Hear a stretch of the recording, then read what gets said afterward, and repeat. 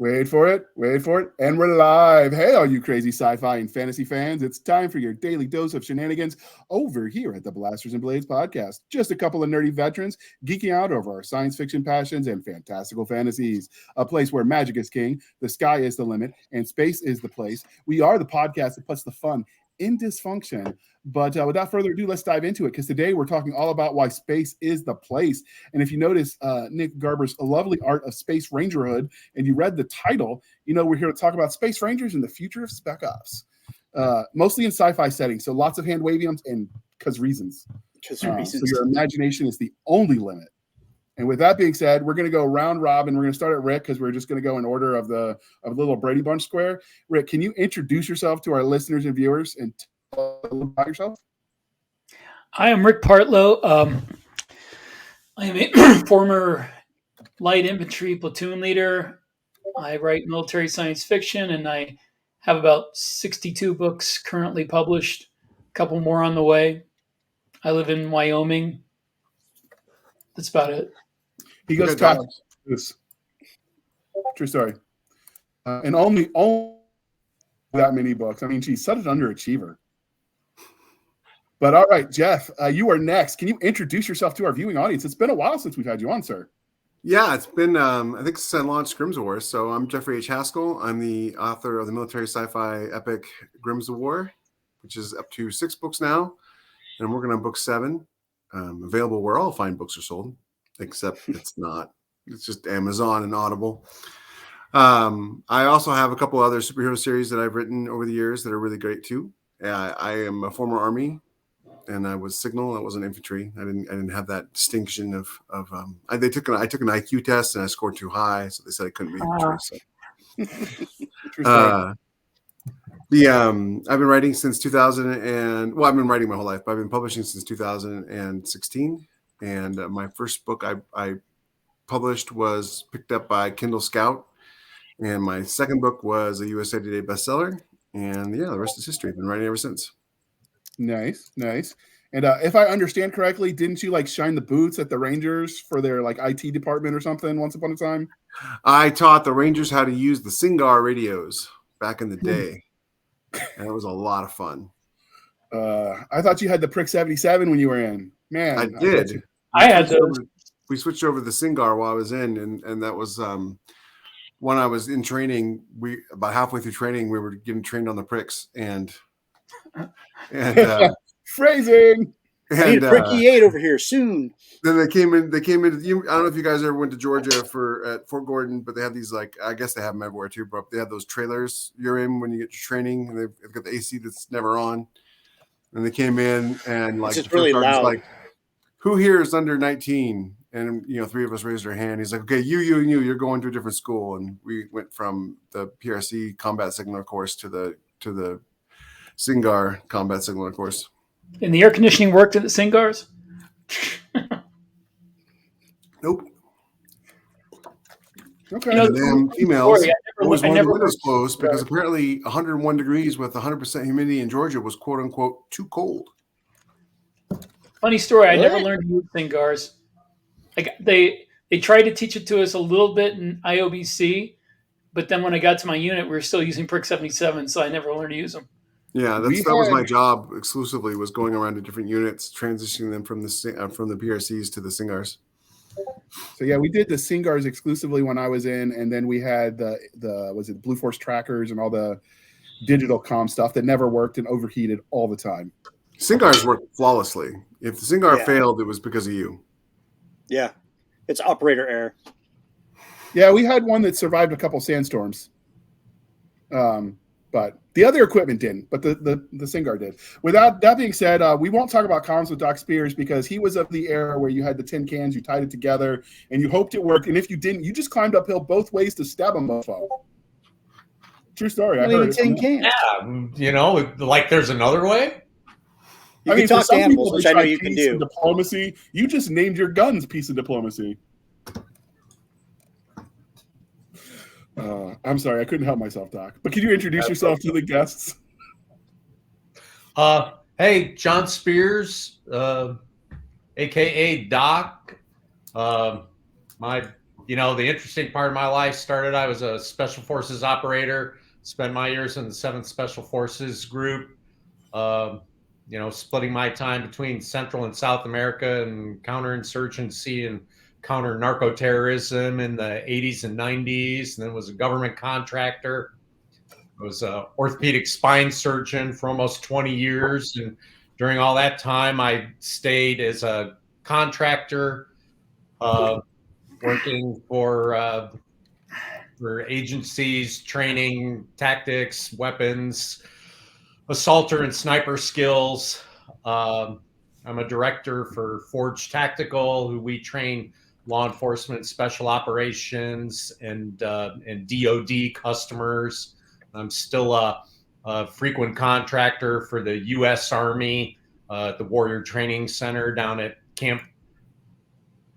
Fort Liberty, used to be Fort Benning. I still trip on all of that, but so I'm down there and visiting the sniper school, and I get to be a occasional guest speaker down at the sniper school. I'm a plank holder of the U.S. Army Sniper School, back from the inaugural year of 1987. So that carries some currency down there, but it's a great time to get down and see those great guys and what they're doing at the schoolhouse. And then, of course, I write as well. So, a lot of books out for Galaxy's Edge and for Wargate, and a lot more in the pipe that are just hanging out there in release date limbo, waiting to get posted on Amazon and Audible. So, Merry Christmas. Not sure why I'm here, so I'm going to go ahead and go now since you've got this covered. Oh, please.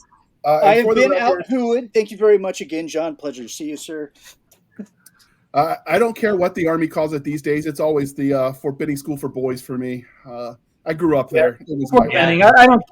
It's always going to be Fort Benning. Oh yeah, you can call it whatever you want. But it's like Fort Moore, Fort Liberty, Fort Cavazos. It's like I'm all I even just mixed it up. Of course, Benning is Fort Moore after Halmar, which that makes perfect sense. I don't understand why Bragg didn't become Fort Ferry. There's a million guys. It could have been Ridgeway. It could have been Murphy, Audie Murphy, Gavin. It could have been anything else like that. Audie was third ID. That makes no sense. But whatever. I think Camp McCall is still the same.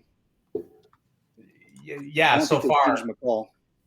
Well, speaking of things always changing, we made the joke that started this episode, Nick and I, when he was giving my nephew some advice about future Army career, because he's decided he doesn't like turning wrenches in the garden. He wants to go do hua stuff. I told him to go Air Force. He said, be a cook in the Air Force or kill more people. Excellent advice. That's the advice I give anybody who asks. It's like, what branch should I think about? Go to the Air Force. Coast Guard. Do you like your joints and knees? You said a real military branch, though, Joe. Hey, so while I was in Montana in 1993 fighting forest fires, my friend Jen Collins, who I went to high school with, was on the deck of her Coast Guard cutter off the coast of Columbia manning a 50 cal lighting up drug dealers. So, Coast Guard. Yeah. Well, I worked with a lot of those guys. What most people don't know, of course, is Coast Guard NCOs, warrants, and officers are sworn customs agents. They're federal law enforcement agents. They have threads and everything. And, I can remember I was teaching at the Blackwater facility, back when it was Blackwater. And, of course, they've got a lot of lakes there and stuff like that where they practice VBSS, and it's all full of Coast Guard guys. And that was in the mid 2000s where I first, got hip to the idea that those dudes do more VBSS, in the Gulf and the Southern Atlantic than anybody else does. And they're credentialed customs agents. And those dudes are, they're at it real world, every day, day in and day out. So yeah, definitely. Coast Guard is no joke. I think those dudes do some cool stuff. And actually, it's like I've worked with their snipers before in the Hitron mission. Super cool mission. So long and short, there are some very cool things that you could do in the Coast Guard. But But on top of that, it's a lot easier to stay in. And she's like a E7 or E8 now, and she's about to retire. And with us who were doing stuff, we got 4 to 6 years in, and our knees are killing us, and our back's killing us, and we're like, I'm done with this crap. And then you have that JR's epiphany. case getting blown up a couple of times. Yeah, you have that epiphany where like, crap, I'd have retired right now if I'd stayed in. Like, this would be my retirement. But when he was given that advice, the discussion of the U.S. Space Force soldier airman, whatever, Guardian, I guess, I don't know, who knows what they call themselves. The Guardians. They're really called Guardians. Yes, are they really? Yeah. They really Something needed like to that. have someone less Stupid. with more testosterone running in his manhood to have picked a better name for them. I'm trying to be considerate because I know you want your kids to be able to listen to this episode, Jeff. Well, they had to choose between Defenders of the Earth or Guardians of the Galaxy. I reject both of them. I mean, I would have just gave them all Navy ranks. They should have gone with Navy ranks. Yeah, I mean, Yeah. eventually they're going to be in boats up there anyway. So, but so You guys are Right. fleet. You're Starfleet now. You got the There same you symbol go. and everything. But so because of that, we realized that there was something there for a topic about Space Rangers. And then that's alone is a joke, right? Buzz Lightyear jokes inserted here. Space Ranger. But with that, Nick and I were brainstorming, and we realized we've talked about the future of warfare in general, but we haven't specifically targeted what special operations might mean in a far future kind of setting. So we gathered people who have done some things and got dirt under their nails, and we figured we'd have a fun chat about it. And so first off, how much of the temperament of what makes someone a good tip of the spear kind of soldier do you think is going to change with the evolution of like super weapons and equipment? It won't. The mentality still needs to be the same. You got to be comfortable being uncomfortable. You got to find a way to win.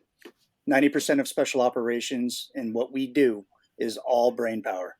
So I think kind of laugh when being capable of hurry up and wait for days or weeks at a time, and then suddenly be popped off somewhere is going to come in handy. Whether it's sitting on in an airfield in the Middle East or sitting on a spaceship somewhere. I'm a science guy, so I really approach everything from a technology point of view because technology dictates tactics all the time. And for the most part, when new technology comes out, people try to work it so that it fits into the mold that we're already familiar with. Lockheed's got that new laser they're putting on ships, and it's basically going to act like a Sea Whiz, but a laser. So a lot of like what they'll do mission wise and stuff like that will depend on tactics, but I don't think the intestinal fortitude required to do the stuff that special operations does would in any way change human wise. I don't see how it could, based on what some of these things they have to do, the things they have to do. I mean, you can't be, it's not an egalitarian system. It's pass fail. And if you fail, you die. So. Okay. So what technology do you see, since you mentioned you're the science guy, do you see coming into play for the future? I mean, obviously any technology that they're going to need spec ops generically is going to be the same technology the average grunt or sailor, because fundamentally in space, I imagine you're going to have fighting troops a la like a Marine Corps kind of deal and transportation ship type people, space fleet, whatever. The kind of troops generically that all of them are need is going to be the same because the environments are going to be the same. So what would be the next level equipment you would think for someone operating at the highest level? This might be a better question for Doc since he's familiar with all He's the written a ones few they books use on now. it. should have just read one of his books on air for an hour. Have you ever played? There was this old game, a Tom Clancy game called Ghost Recon that came out years ago. Like they've had new versions of it, but the Advanced Warfighter.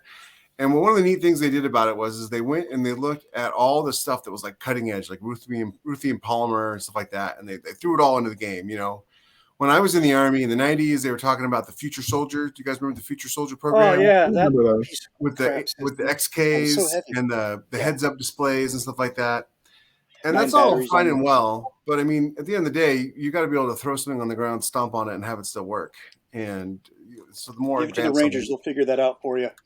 yeah, the more advanced something is, the harder it is. I remember meeting when I was at Fort Lewis. I remember meeting a bunch of special forces guys because they were doing recruiting, and I was PFC at the time, so I couldn't, join. But also, I wouldn't have made it because it turns out that people over 6 foot don't usually make it through special forces training because it's just so much harder on you. But these guys were all, 5'8", 5'9", 5'10", real rugged. And they had all their guns out that they used on this table because it was like, it was like a demonstration thing, like, send the people through so they can see what it's like. And I remember looking at their guns, and I'm fairly familiar with guns at the time. And I'm like, that's an STG-44, and that's a grease gun. Why are you guys using those? And like, oh, because you can get parts for them anywhere and they never break. And I always remember that. So Parts for an STG-44 anywhere? that's what the guy said at the time. He could get. I don't think so. Parts for it anywhere. And Probably in the warehouse where they keep the Ark of the Covenant. Yeah, but I mean, that's why you didn't see a lot of Army guys pick up German STG-44s during World War II, is because they couldn't get ammo or spare parts for them anywhere because there were so few of them. Yeah, but the P-38s and the grease guns, yeah, they're super simple and they're easy to machine parts for. But I kind of look at it as like, what are the missions they're going to be doing, and what technology would happen that allow them to do that better? Cloaking outfits, adaptive camouflage, thermal dampening, far in excess of what we have now. Environmental suits. I know with my guys that I did the ODA team that I have in my books. Their uniforms are also armor. They absorb the impact and spread it out over the whole body. Stuff like that is clothes that keep you warm and cool. Something simple as that makes a huge difference. I don't know. I was in Alaska. I served in Alaska, and we had to have the bear suits and the Mickey Mouse boots, and I'd give anything for an outfit that was just normal sized and just kept me warm as it was. So there's a lot of little things like that I think will make a huge difference and allow special forces guys in the future to operate in different environments around the galaxy, but essentially be doing the same missions, infill, recon, extracts, stuff like that. One of the first most successful books that I ever wrote was called Glory Boy, and it was about a special operations team in the far future, like 400 years from now or whatever. And basically, I crammed every kind of high tech thing I could think of or had read about into these guys, and they were cybernetically enhanced. They had like it was something that I invented called Biomer, which is like a biological electrically reactive polymer, like grown in a lab. They implanted it over their regular muscles and under their skin, so they were stronger and more resistant to damage. And they wore suits of it as armor, because you could run an electric current through it and it would harden selectively. So it served as like an exoskeleton sort of, as well as armor. And it was also like chameleon camouflage. And basically, they cost, as much as a spaceship, each of these guys. And they had all the bells and whistles.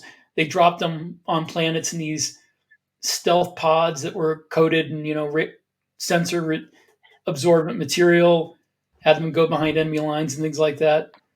So that was the most high-tech stuff that I put into any of the books with special forces type people. So what about you, Doc? I know you wrote the Dark Operator, which was the special operations, the tier above special operations, really, in the Galaxy's Edge universe. And you've written those kind of characters in your other books. So what do you think the future of that looks like if you had to sort of try to condense it down? Well, and bear in mind, we're all stealing this for our next book, so choose your words carefully. It breaks down in a couple of different ways, and it's not been different throughout the history of warfare. Trying to define special operations. In the modern context, what's developed in the last 30 years is, is delineating out the different kinds of special operations based on the units that perform them. And it breaks down basically into two groups. There's special operations forces and there's special forces. Special operations forces, primarily, if you're thinking of the direct action elements, and let's break it down into like the Army component, is of course is 75th, right? And direct action elements. If you're looking at special operations and the subset of that, which is done by special forces, now you've opened that up into the full spectrum, which becomes, all the core missions, and this will build up, and you'll understand why. Is, UW, unconventional warfare, which is the key mission, and then kind of the flip side of that is counterinsurgency and foreign internal defense. Then you got all of the other kind of softer special forces missions. Special reconnaissance or strategic reconnaissance, civil affairs support, intelligence missions, counterterrorism, counter proliferation missions for weapons and mass destructions. And that's like the whole panoply, the full spectrum of what special forces brings to the table. So now, when are these different, special operations forces used currently? And how will that evolve into what we like to imagine the future is going to be? Special forces are used primarily when there is a human terrain to negotiate that's a primary part of the mission, versus there are strategic or tactical level objectives, hard objectives, which are solved through direct action missions. So let's think about this in our preferred future, however many years ahead. If we're going through a period of time where we don't have other planets colonized to the point where they have developed into different polities, right? We're past the stage of colonialization, right? The planet colonies have developed their own unique cultures, and now they have broken away from whatever Earth government seeded that colony, and they are their own distinct polity. Now becomes the situation where how might an Earth futuristic special operations force be put into play as foot soldiers of their government's foreign policy, right? Unconventional warfare is basically the mission of where you're enhancing or you're enabling a insurgency force or a revolutionary force to overthrow their own government, right? And that is the core special forces mission upon which everything else branches from. So that's why you have that full skill set of working in urban environments, in rural environments, of, all your different methods of infiltration, all of your sexy, scuba and halo and hey-ho and other kind of crazy stuff. And what's that going to look like? I write a lot about orbital and suborbital infiltration, which is essentially like halo or hey-ho, as a way to get on site. But then it's going to be the same thing, is like, the converse of that, when you have, either it's like, say, you have colonies on other worlds that are still linked to us as a polity. Do they have neighboring planets, or on that same planet, are there other polities that are client states of our enemies?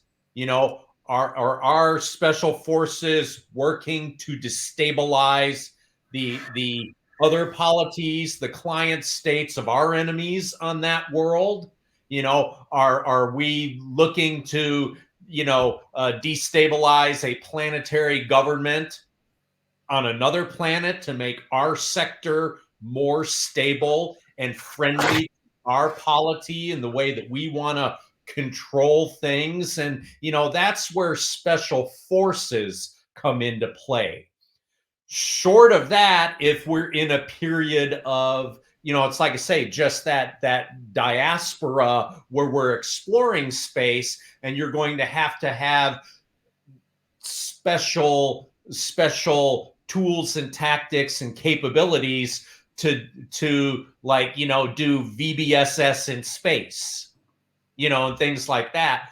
You know, it just depends upon how you want to define things. Some of those will be bread and butter missions for like Space Marines. Some of them, depending upon, you know, are there hostages involved? Are there, you know, are there special materials that have to be recovered? That's going to fade more into what would require a more specialized, truly special operations force who has the training and the capability and the support to be able to pull off those kind of missions. You know, so you know, two basic, you know, direct action, unconventional warfare, special operations forces versus special forces. And if it's hard to understand, that's okay. We've got an entire Department of Defense who doesn't understand it. You know, every time, like, you know, DOD has tried to say, like, well, you know, what do special forces really do? You know, then you have the kickoff of Afghanistan, and basically 2 A teams and a handful of ground branch guys secure the entire country, you know, in about a month and seat a new president. Then they say, oh yeah, I guess that's what special forces does, you know. Or you look at like the recently declassified Dead A Berlin, Special Forces Dead A Berlin, that spent damn near 30 years, you know, doing unconventional warfare prep all throughout Eastern Europe for, you know, when the Russians finally went for the Fulda Gap, unconventional operations would have essentially, you know, destroyed their ability to wage war from behind their lines. And you say, oh yeah, that's what special forces does. You know, it takes language ability. It takes you know, cross-cultural communications ability on top of all of those other skills that it takes to be able to get there and do the job. So, I mean, like I say, in the future, when it gets to the point where we're truly dealing with, you know, planets that have different governments and different ways of doing things, then it's just going to be on a grand scale exactly what we deal with now on one planet, where we have, you know, overt enemies and client states who are enemies all over the globe who we constantly work against. You know, and that's it doesn't matter if the balloon's up. It doesn't matter if guys are getting combat patches and CIBs or not. Special forces guys are out there doing that mission somewhere in some country, everywhere in the world, every day of the week. And it's been that way since about 1958. And that's what it'll look like in the future. So before we dive into the commercial, and we're going to have all of you sponsor this episode so generously, thank you from our listeners and viewers. You mentioned communication was part of what you would be doing as special forces, even in the future. So what would that look like if you encountered either disconnected human races that don't speak languages we recognize, or alien races that don't speak languages we recognize? What does communication look like? Because special forces would be the tip of the spear. I'm thinking along the lines of what the Green Berets did in Vietnam, where they were interfacing with the local indigenous tribes that were potentially resistant to the North Vietnamese. How does that happen when you don't have a base of language? What would that? Yeah, you know, it's great conjecture, and that's exactly the kind of stuff I've touched on that in some scenarios and books. And, you know, and technology is hopefully going to solve a lot of that for us. You know, hopefully it's nothing as obtuse as like the, Picard, poopy pants Game Tanaka, on the river. crossing the, oh Lord, I mean, that with technology ain't going to solve that one. But for everything else, yeah, we're definitely going to look at technology. Look how close we are right now. I mean, it's actually here right now where your iPhone can be a live, translation device both ways. I've used that. I actually work with a guy who's from French colonized Africa, and he it's crap. It does not like half this. I'll translate. I'll say something and I'll look at him and he'll look at this and he's like, oh, because it doesn't have idiom very well. Yeah, it doesn't handle idioms. It doesn't handle our sentence structure. Have that knocked out. It's probably got it knocked out. I think a lot in the future, you're going to have the same sort of situation we have now, where you have people who are from different cultures serving. Like for instance, in my books, the main good guy nation, so to speak, is multicultural, and they have a lot of different planets with a lot of different there's a planet that was colonized by people from East Asia, and a planet that was colonized by people from Southwest America, and a planet colonized by people from Mexico, and it all makes sense. Yeah, it does, right? It's not like you're living in Texas. You're gonna go colonize a planet with a bunch of people from Maine. You stick to your groups, and so you're gonna end up with people who speak whatever languages that are available. And now I've run into instances where I have worked it out so that there was drift, like lingual drift, and I talked to a bunch of linguists and asked them how it happens and what kind of distance you need. And since there is an FTL in my worlds, then are they cunning linguists? There's definitely a problem where at one point the Marines were on board an enemy ship and they're like, well, where do we go? And the one person who spoke the language was like, well, I mean, I spoke the language that they spoke 400 years ago. I don't necessarily speak the language that they speak now.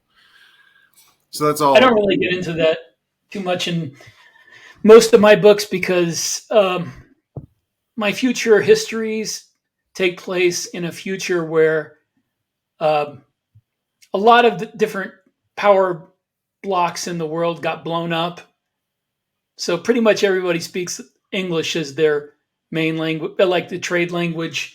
And the enemy, we are not infiltrating the enemy because they look nothing like us. So basically we get by with Google Translate type stuff for their language just to read their instructions.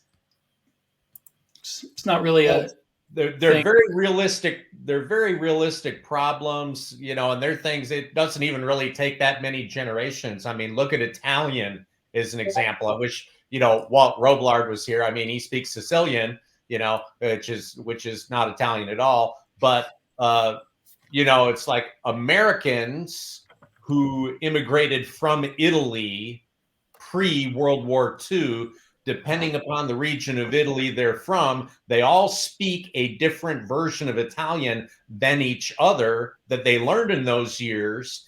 And people from that generation or subsequent second or third generations who learned Italian from within their own family go to Italy and are not well understood because modern Italian was standardized, I believe it was in the 1950s, and it doesn't represent any one of those regional languages. Yeah, for sure. I think a lot of that depends in your future histories, whether or not you have any kind of faster than light communications. Because nowadays, I mean, people in the U.S. used to have a lot more varied and almost understandable dialects. But the age of television and movies, you find a lot of, especially younger people, have a kind of a, not really any accent, California type of accent, because they make an effort. Whoa, we got an accent. But I think that if you have people who have the 24th century equivalent of the internet, and are all sharing the same dialect, you could wind up with different slang and patois in could you imagine getting a communication from a teenager speak, like, yo, this firefight busting, yo, dead ass, no cap, I have no idea what you just said other than a firefight. Y'all I know doing too guns are much going for on. real, for real. I unfortunately do understand what he said. You must have It makes sense. teenagers. No, but Teenage daughters. Only if that teenager had never been trained by anybody. But when it comes to trying to figure out specialized military operations in human terrain where navigating the culture is essential, it's going to be a big deal. There's no question about it. Just like it is now. Yeah, That's I've got one of my main technology will help.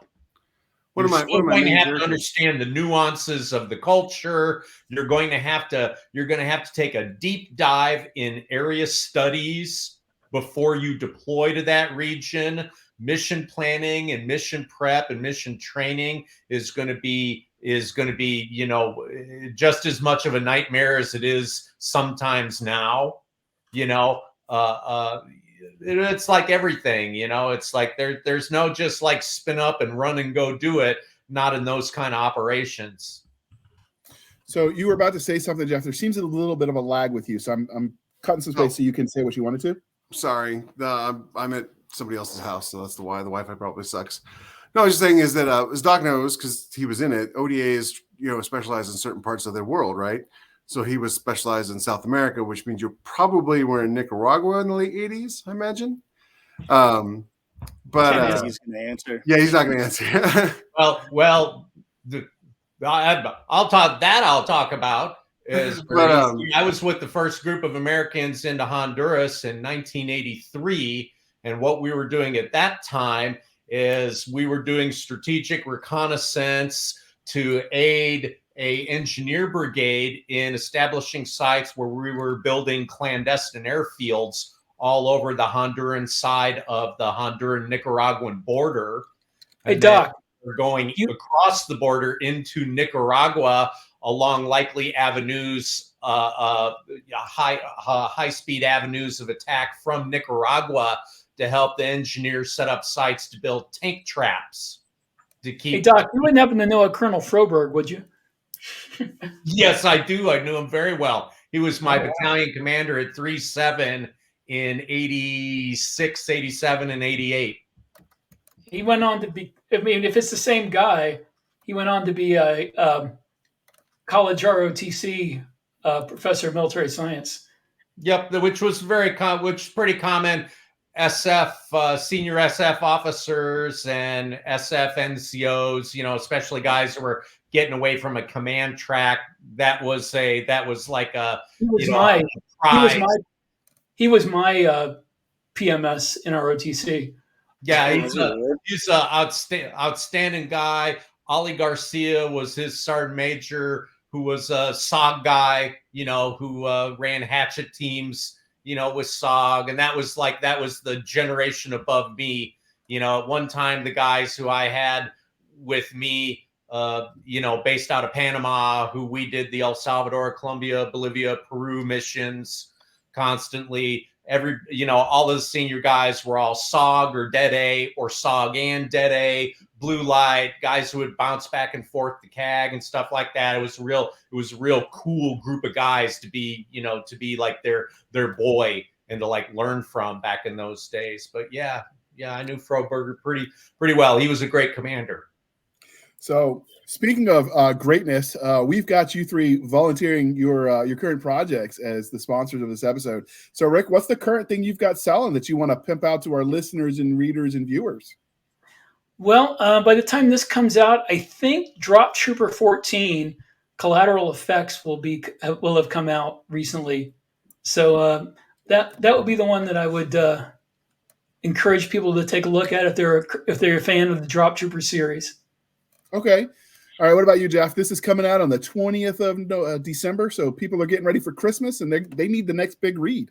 Well, if you've read my series, A Grim Decision came out October 10th, and it's 4.7 stars on Amazon. It's selling really well. If you haven't read my series, start with Against All Odds, because why would you not start with book one? And Against All Odds gets you into the universe with Commander Jacob Grimm and the crew of the USS Interceptor. Okay.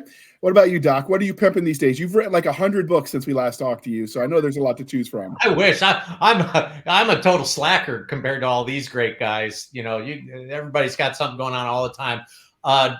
Dark Operator 6 from Galaxy's Edge, the title Legionnaire Eternal. I know it went into Audible Studios about 2 weeks ago because the voice actor set the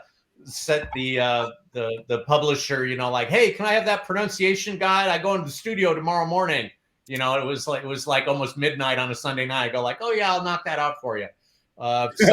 So that's been the Galaxy's Edge insiders have had that book for I think a few months, and and it's been ready to roll. I know that Galaxy's Edge just likes to have that Amazon is committed to the print version, and of course has the Kindle version, and then they like to have the Audible version all done so they can link all three, when they release it on Amazon. So hopefully by the time people are listening to this, that it's still a 2-3 weeks away from when we've recorded this. Hopefully that will be out, and then Warlord 4. If you're into the Warlord series, which that's kind of an homage, John Carter of Mars, Special Forces A-Team, ends up on Mars, and that whole kind of scene and how they deal with that. It lets me bring a lot of very contemporary things into that setting, which makes it a lot of fun. But Warlord 4 will be out sometime, early first of the year. You can check it out on DocSpears.com. Outstanding. All righty. We appreciate you sticking with us through that commercial interlude. If you are listening on the podcast only, you have gotten that commercial break now. So welcome back. For everyone else, we're just going to keep talking. So we've talked a little bit about communication, what that might look like in the future, what kind of missions Special Forces might be asked to do. It's the consensus, it seems, that the more things change, the more they'll stay the same. So only the toys will be different, and everything else always was, always has been. Yeah, I don't necessarily disagree with that. I mean, if you look at some of the police SWAT team tactics, aren't that different from what the Phalanx has used when it comes to using their shields for crowd control and such? So I suppose I shouldn't have been surprised with that answer. I expected all of you to wow me with all the newness I had never heard of, though. So instead, we will talk a little bit about the culture that we will inhabit in these units.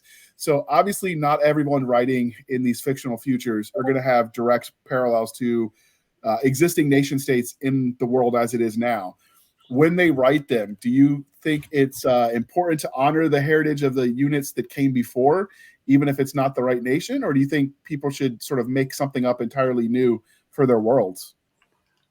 Well, I think that if you want to be successful in writing military science fiction, you would better stick to, if you call your unit Marines, they're going to want you to have the exact rank structure and command structure of modern day U.S. Marines. And if you don't, they're going to get ticked off and they're going to yell at you.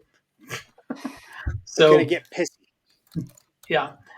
So like in my Drop Trooper novels, I say right away in book 1 that the Commonwealth Marine Corps is not a direct descendant of the U.S. Marines. It's a coming together of U.S. Marines, British Royal Marines, U.S. Airborne and Ranger units. It's like all of that came together for this unit. So some things are kind of Army and some things are kind of Marines. And people are like, oh, that's not right. This is like, this rank should have been here. Like, no, this rank didn't exist in the Marine Corps as late as like the 1950s. So this 300 years from now, it's going to be different, but you will get yelled at if you deviate even slightly.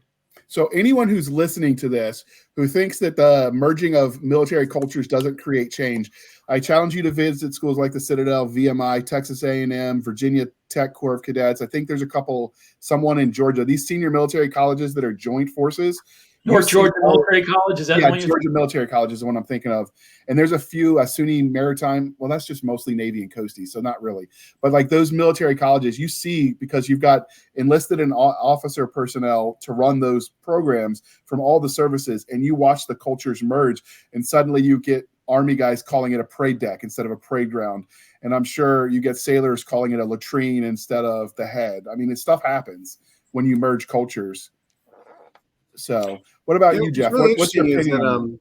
I'm Army, but I write primarily Navy and Marine Corps, though there is some Army guys in my books. And so because of that, I had to do a lot of research to get everything right.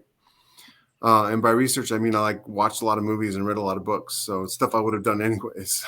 But I also talked to a lot of people who you see those guys at Costco and they always got the Navy hats on, little World War II hats, Fletcher class destroyers and whatnot. And I always stop and ask those guys a ton of questions about what it was like to be on those ships. And, you're not wrong. Rick's not wrong. I mean, like I messed up. I've got multiple POVs in my book series, and one of the sub POVs is a group of Marines from a unit called Bravo 25.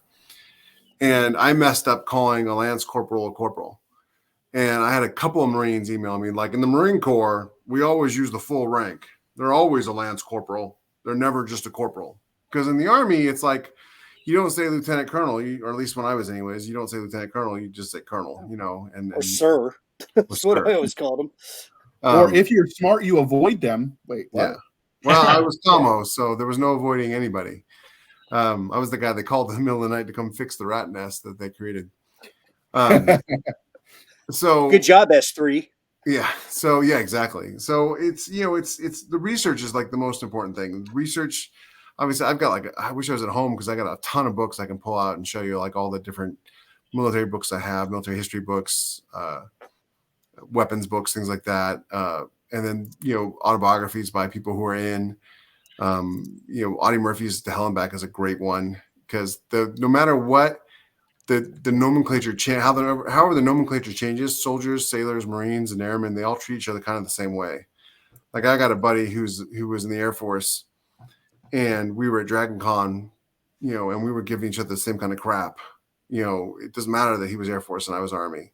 And same thing with my Navy friends and my Marine friends. So other than, Marine friends, when they get angry, I just throw them a couple of crayons and they're good. And so it really is. It's just like getting the people right, getting the person, getting the people and their motivations right, and the services right, and then the details of that service right. Just like anything else, except it's like doubly more important in the military because half of your audience, if not more, are people who have served, and they'll know instantly if it's not right. I recently read a book that had Army ranks on Navy ships, and it was just like I couldn't get through it. Okay. So when you speak of how some things never change, for anybody who's gone to any of the Roman ruins on the forts at like Hadrian's Wall or any of the other places, they were drawing penises back then too.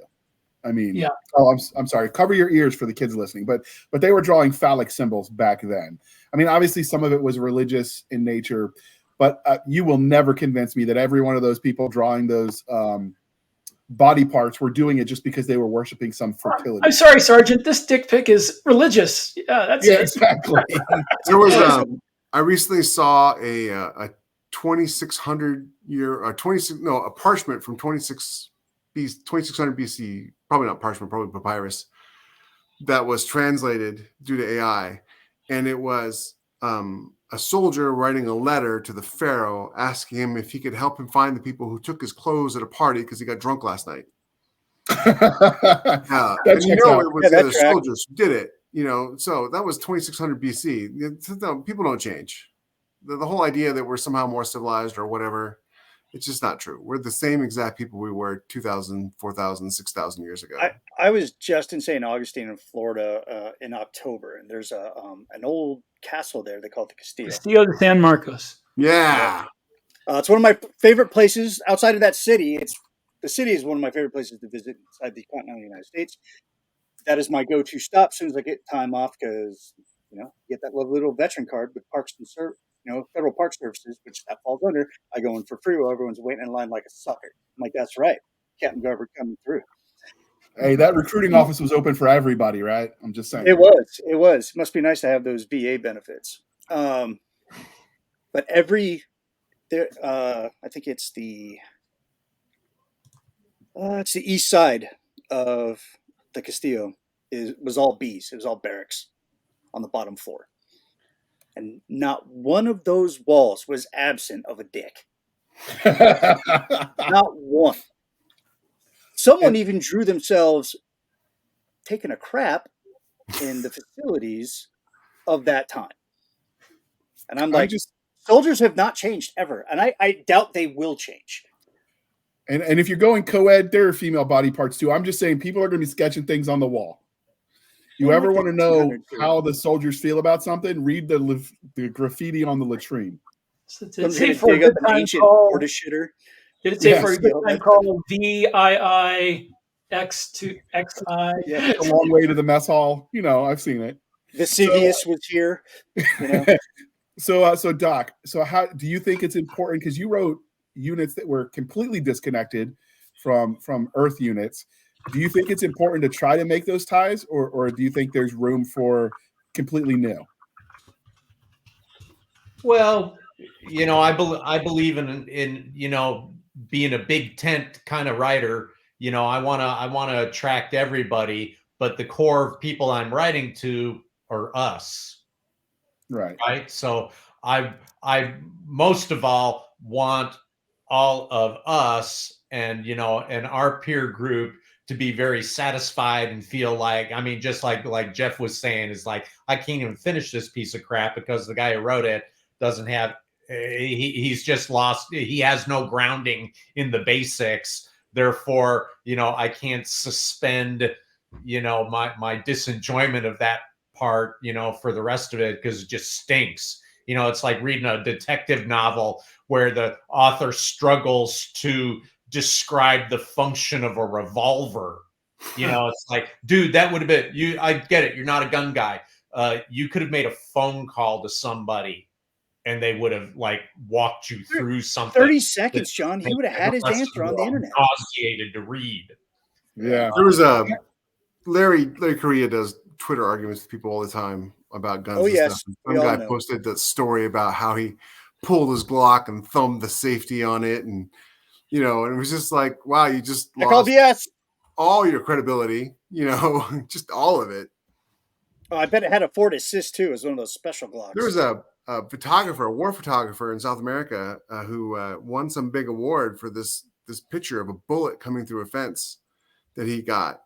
Until anybody who knew anything about guns looked at it and realized the bullet still had its casing, you know. But he just hold it on a string and then take a picture? There was a hole in the fence and he just put it through the hole and took a picture. And it's like, this is how dangerous this neighborhood is in South America. And, you know, and it was like a 50 cal bullet too. So it wasn't like a small bullet. It was just like, it's like, dude, it's just, you know, whatever. But nice. It kind of, I know what you're asking, JR, and where you go, and some of it gets into that there's a lot of like terrible tropes, you know, that,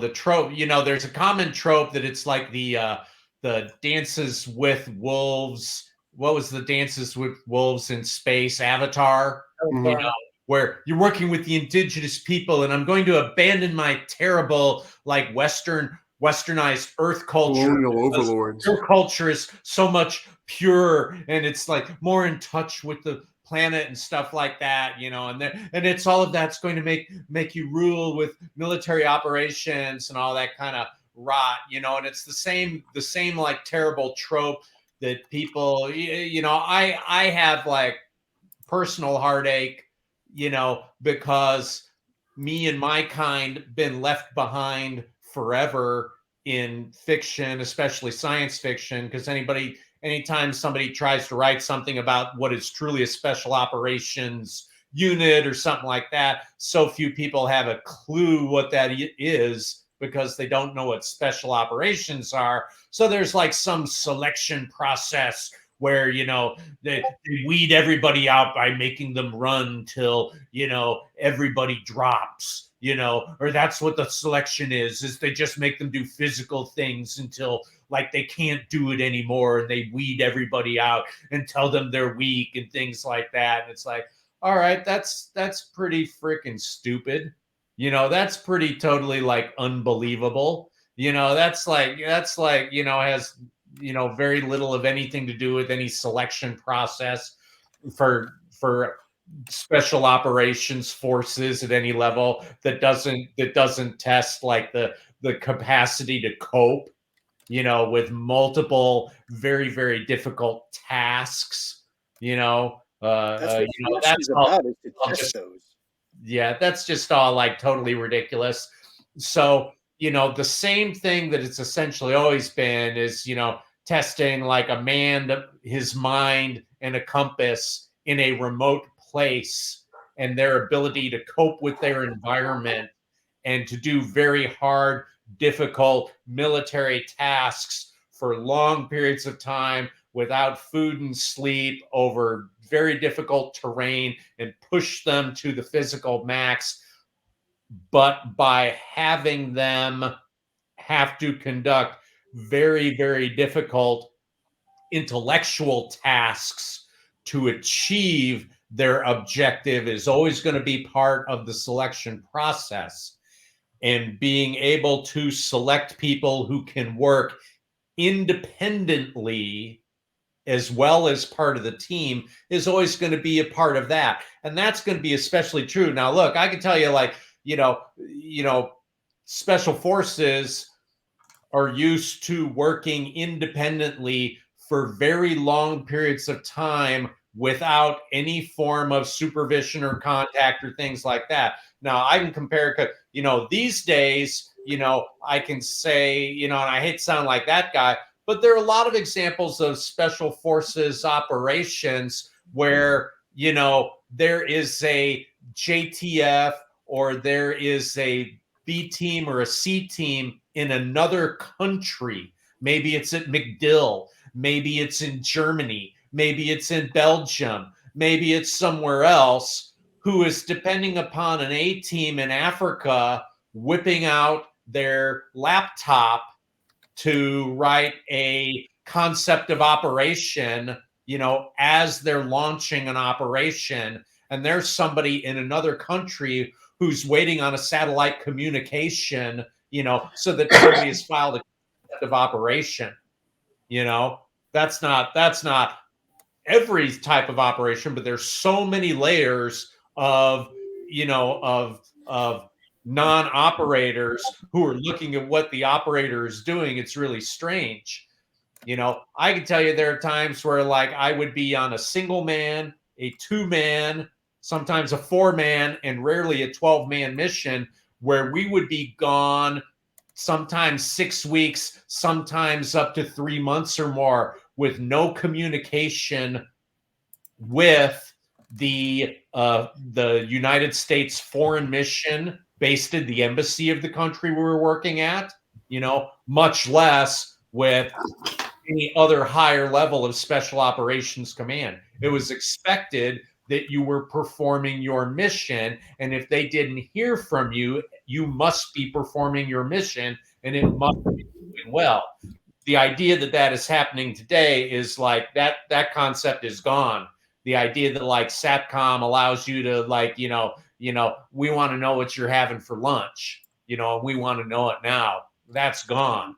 When we go into this future where we're looking at, individuals or teams being sent on a special operations mission somewhere, it's going to be back to that model. And it's going to be more important than ever that that's emphasized in the selection process and the training for those operators, that they're able to operate completely independently without oversight for extremely long periods of time, because the distances are going to be extreme.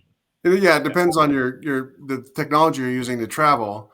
I know for my books, I primarily focus on Navy, and so I looked at a lot of Navy missions because they're on a destroyer, and destroyers don't determine the outcome of wars, but they do a lot of secret missions. And so I looked at a lot of secret missions that destroyers performed and light cruisers throughout World War I and World War II, and the Fletchers that after World War II, fighting the communists and stuff like that.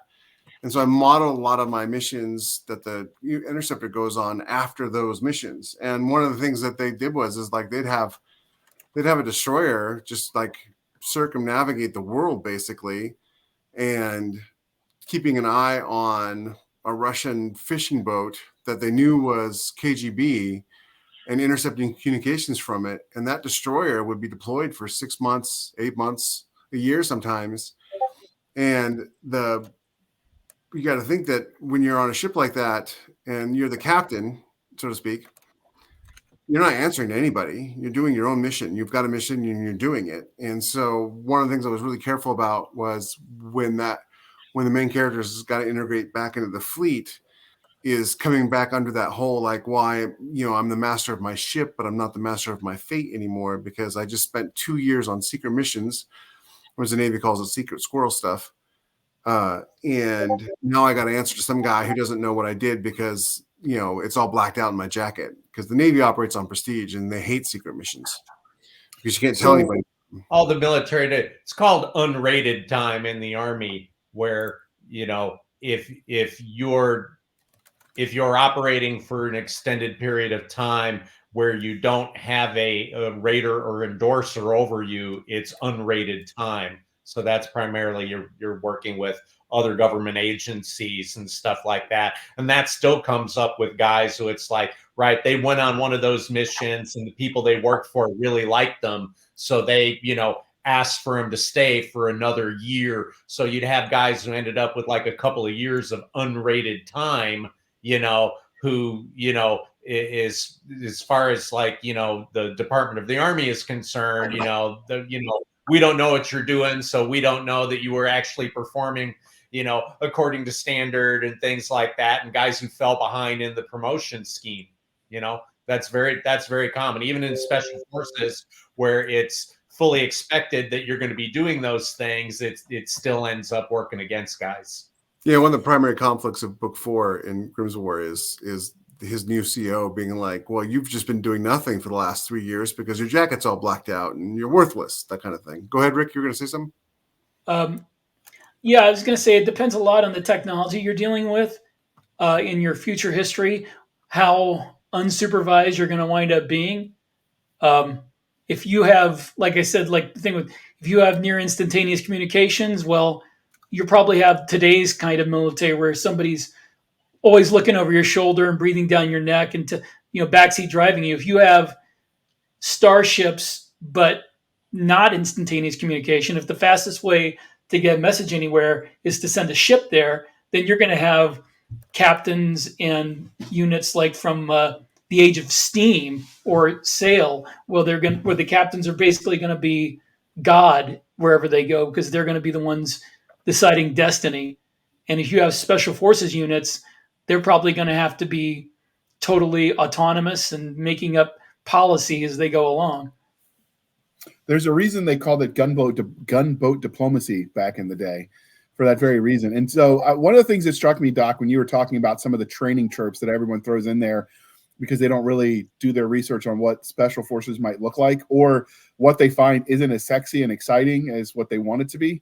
But you were not far off from describing the trials that a young Spartan warrior might have gone through a long time ago when it comes to testing him, whether he's ready for manhood. A knife and a cloak and go out in the woods and come back and don't die. Like the ancient equivalent is still there, I think, for what you guys talk about as the training for various tiers of the special operations community. Well, because they all have a different mission, they want a different product, so there are a lot of similarities in many of the aspects of selection, but emphasis on the most basic skills, that rely on virtually no technology is going to continue for a long, long time. Yeah. So I will say, for listeners, because that's our target audience, and that's who is we have on the other end of this screen, this radio, are people that are the consumers of our product, is having been there. Like I make no bones that I was just a regular average nobody grunt. Like I didn't go to any special whiz bang schools. The closest to cool I got was being a squad designated marksman, and most would tell you that's not cool at all. And so, and then I thought it was pretty cool. But when I was, you got a Mark 12. I mean, you're the man. It was fun. They don't trust me with those guns anymore in civilian life for some reason. They wanted them back when I left. I missed the days where you could buy your rifle on the way out. I was born 100 years too late. But one of the things you can still take your rifle with you. They've arrested a few people for trying. They caught some female officer mailing it a part at a time, and they caught her when she mailed the receiving bolt. I think is where they caught her. It was an MP unit out of Camp Arifjan. But one of the things most of that stuff, I mean, it doesn't come up as often, but it's all on like the on CMP. You know, it's down in Talladega, the civilian marksmanship program. I mean, same way you could go and buy a M1 Garand or a 03 Springfield or something else like that. Very, very frequent. I mean, it was about 7-8 years ago, a lot of Mark 12s were coming up on there. Same with, M40s and stuff like that. So just saying, it's like, check the CMP website, if you really, want like a crane produced Mark 12, they pop up every once in a while. Yeah. I was more thinking of the one I specifically carried as opposed to just a same model of what I carried. But I'd take too. I know. I think who was it? Dwayne Liptak from Magpul. I think he ended up through CMP buying like his very like M40. Oh, that is awesome. But one of the things I learned writing Special Forces troops when I wrote the reservists, because they dealt with regular, the reservist unit dealt with actual spec ops types characters, is it is sometimes difficult when you're dealing with people that are so professional that everything they do is basically like a well-oiled machine. It can be difficult to write them as personable actual characters you care about, because when they're on point, and it is almost robotic. So I do cut people a little slack because I tried. That's when I realized I write the everyman because that's what I know and that's what I love. I in my books, the people who are in that special forces unit, when you're seeing things through their eyes, they are very conflicted and dealing with all sorts of personal crap inside their head. But later on in other books, you see them through the eyes of regular grunts, and they see them as like robotic superhumans who do all this stuff, and they're like in awe of them. But, having read the book before, they're just regular people inside. That's actually a genius way to do it, is to show the internal and then the external. Just because of the nature of the book I was writing, I didn't have the option to do both, but I do think that's a good way to do it. Well done, sir. You get a cookie. Someone told me Rick's a pretty good writer, so it must be true. I've read some of his short content. It's phenomenal. I'm surprised he hasn't won a Hugo yet. I did an ODA team for my last for Know Thy Enemy, which is book 5. And it was a big deal. It was a big part of the book. So I did my research. I read Road 315, the Special Forces team that was in Iraq. And I read the story about the guy who got the Air Force Special Forces up and running. A bunch of other books that I've read over the years. And one of my favorite books was by Jack Coughlin, he was a Marine sniper. And whether you're special forces or a grunt, or you're just somebody who gets put in a situation where you end up in a firefight and people die, it all has an impact on you. Coughlin talked about how every time he shot somebody, when the mission was over, he'd go to find a supply closet and he'd cry for 5 minutes because he couldn't, he had to deal with it right then and there and then move on. And so one of the things I did to make my guys really personable, at least I thought they ended up being personable, was the leader of the team. He wouldn't hesitate to kill somebody if they were a threat, but if they weren't a threat, he didn't want the weight of their death on his soul, because they'd killed so many people over the years, it was starting to weigh on them, and he didn't want his team to have to deal with that. And a couple guys tell me that was fairly accurate. I've never killed anybody before, I don't really know, but certainly seemed right when I was writing it. Okay. And Doc's giving me the thumbs up with a head nod, so I think I did it right. Yeah, well, it makes sense. I mean,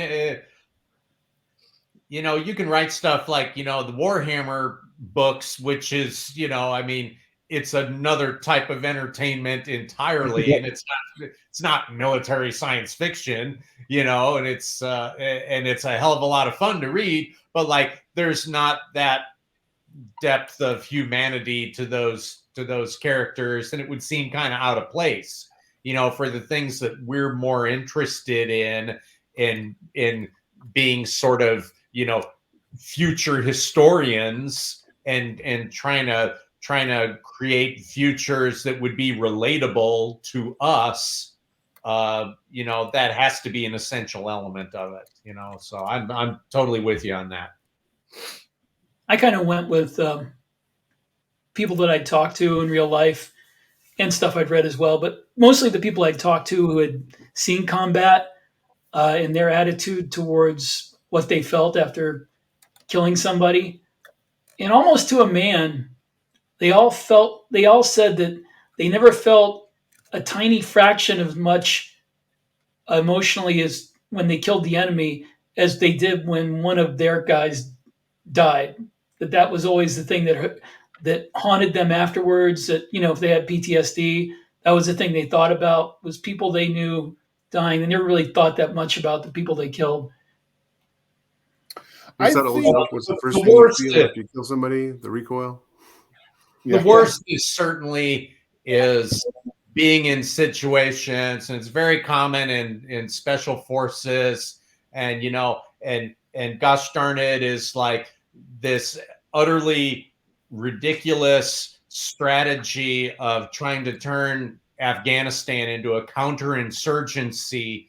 The utter senselessness of wearing handcuffs and getting guys, injured or killed because you can't give a full response to the enemy.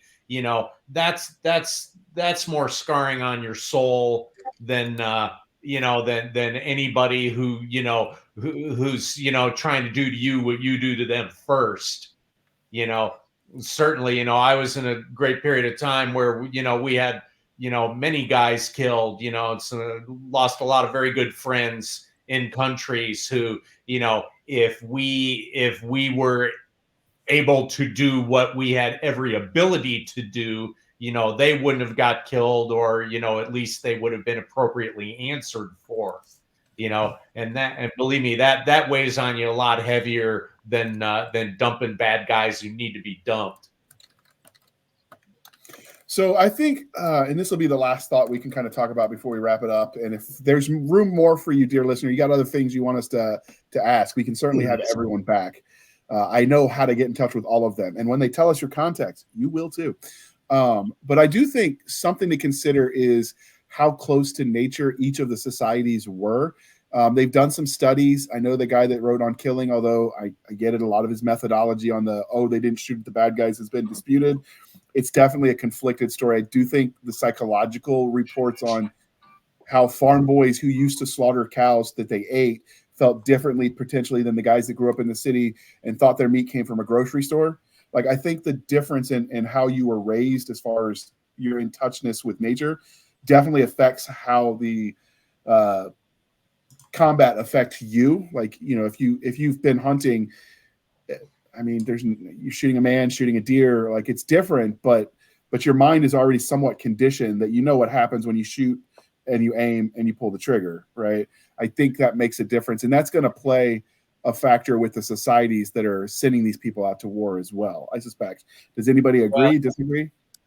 I'll tell you, I was a graduation speaker at U.S. Army Sniper School earlier in the year. And one of those things that I told the graduating snipers is, you are not like other people. All the other people who are dressed in OCP, they look like you. They may be in your same unit. Wherever you go, you see other Army people around you. They are not like you. You take pride in being an efficient, cold-blooded killer, and look forward to doing that. You became a sniper, and you're in a chosen profession of being the most professional and proficient of killers. The other people in the Army are not like you. The vast majority of them are not. And by the time you're looking at things like, people who are, in 75th and who are in SF and, Naval Special Warfare and the Marine Raiders and, all those, the Air Force Special Operations community and stuff like that. There are people who have self-selected because they want to be in that environment. They want to be the deadly tip of the spear. Most that they as a whole are not people who suffer, unduly from taking a human life. What they suffer from is not being supported and being treated badly and seeing people around them injured and killed when they did not have to be. That's what makes them suffer. But people in special operations, that's not the burden they carry, that they feel bad about the bad guys they killed. And that's my point was more of like, that's assuming the people you're killing are the bad guys. And absolutely. I know guys who were in 75th and, frag out, and when they went around the corner, it was not enemy soldiers. And, that's just a fact of warfare, and it happens, and nobody wants it to happen. At least our side doesn't want it to happen mostly. But it does happen. Like the whole Dave Grossman on killing thing and all of his stuff. I'm never a big Dave Grossman fan, even when he was like, the hot topic at the time, about his look at all of those things like that. I was not a gigantic fan. And it's like, we could do a better job as a culture training our warriors and preparing them for that.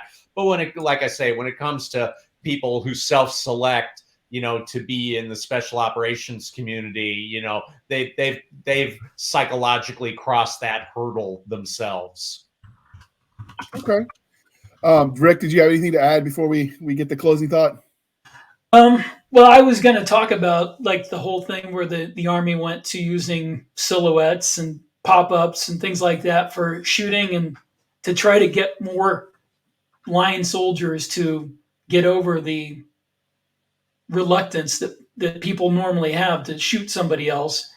And having gone through, I never went into combat, but having gone through that and having hunted, I feel like it kind of worked. That the desensitization to pulling the trigger kind of worked, and hunting had something to do with it, like knowing that what a bullet does when you hit something and being willing to do that.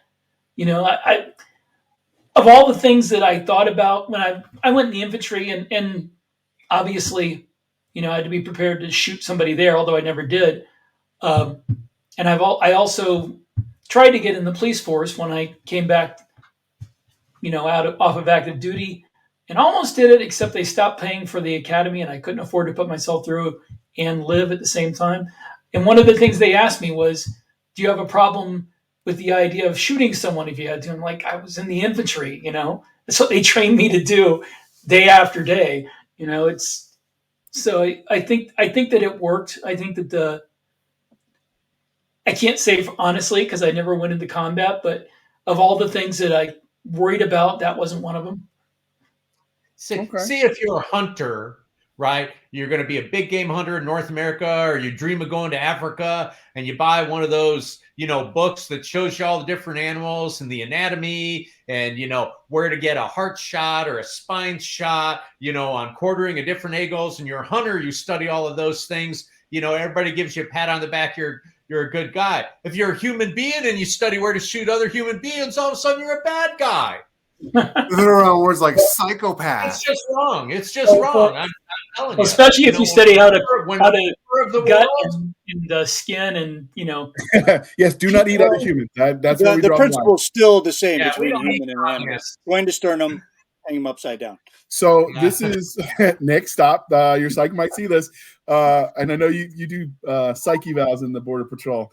So from the outside looking in, I'll say this: I never went to any of the cool whiz bang schools. I don't have any shame in that. But I will say that I was glad people like Nick did when his sniper team pulled us out of the nasty situation when we were ambushed outside of some very dark places in Iraq. I was certainly glad that people had that training, because when we called helicopter support, they were like, "Peace out, yo." So you guys have my admiration and respect. That's Army Aviation. You're right. I don't have high opinions of them. Send the hate they'll mail. leave you hanging every time. All right. With that being said, Rick, how can listeners and viewers find you? And we definitely need to keep this conversation going in a round two. RickPartlow.com is my author blog. On Facebook, it's facebook.com/Duty Honor Planet, or look for the Science Fiction Worlds of Rick Partlow. And also, if you want to find my books, go on Amazon, look for Rick Partlow. I'm the only science fiction writer with that name, so you can't miss me. Okay. And Jeff, what about you? How can listeners and viewers find you on the wild interwebs? I've got a website and Facebook and Twitter. So if you just type in Jeffrey H. Haskell, a little box is going to pop up on the right-hand side on Google, and it's going to tell you all my contact stuff. It's super easy. Just click on it. Email me at jeffrey.haskell@gmail.com. If you want to email me, go on Facebook, search for Jeffrey H. Haskell. I'm just really easy to find. You have a theme going on. I'm sensing something going on. Yeah, it's my name. Rick, did you take notes? You were supposed to be the officer, not him. Come on. How hard was it? Rick Partlow. All right. I'll give you enough grief for today. All right. What about you, Doc? How can listeners and viewers find you on the wild interwebs?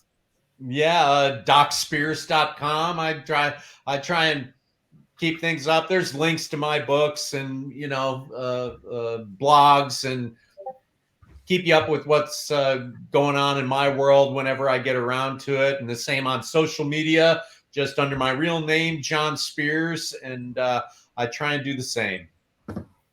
I had it on good authority. They legally changed your first name to Doc. You're telling me that was a lie. I feel like the world is not true anymore. Yeah, it might as well have been. I've been stuck with that one for decades. So there's just no getting out from under it. It's not a bad moniker, I'll tell you that. Not at all. There are worse. You're a special forces and a surgeon, Doc. You just needed to be an astronaut, and you could be like that one guy that. That SEAL. Oh, like that one. Yeah. He needs to take a couple of weeks off for making the rest of us look bad. That's all I got. SEAL, brain surgeon, astronaut. Yep. Yeah, slow down. You're doing too much, bro. All right, Nick. His mother is still disappointed in him. Yeah. so yeah, that's right. He's ancient. His mother, you were supposed to be a cardiologist. Neurosurgeon just wasn't enough for mom. That's like second tier doctoring. Right. So Nick, you came in today as your experience as both a creator of content with Apogee Comics and as Ranger Nick. So why don't you tell listeners who don't just want the podcast links how they can find you for your own personal stuff? You can find me and my company at on the intrawebs with apogeecomics.com. You can contact me through there. You can find me on all the social media platforms at Nick Garber Art on Instagram, Twitter, and the Facebook. So I'm pretty easy to find. I'm like Jeff over here. I just use my name.